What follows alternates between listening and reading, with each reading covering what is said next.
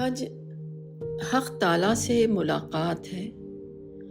آدمی جب سفر کر کے مقامات حج تک پہنچتا ہے تو اس پر خاص طرح کی ربانی کیفیات طاری ہوتی ہیں۔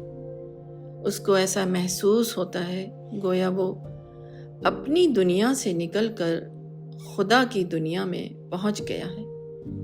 وہ اپنے رب کو چھو رہا ہے، وہ اس کے گرد گھوم رہا ہے، وہ اس کی طرف دوڑ رہا ہے، وہ اس کی خاطر سفر کر رہا ہے، وہ اس کے حضور اپنی قربانی پیش کر رہا ہے، وہ اس کے دشمن پر کنکریاں مار رہا ہے، وہ اس سے مانگ رہا ہے جو کچھ وہ مانگنا چاہتا ہے، وہ اس سے پا رہا ہے جو کچھ اسے پانا چاہیے۔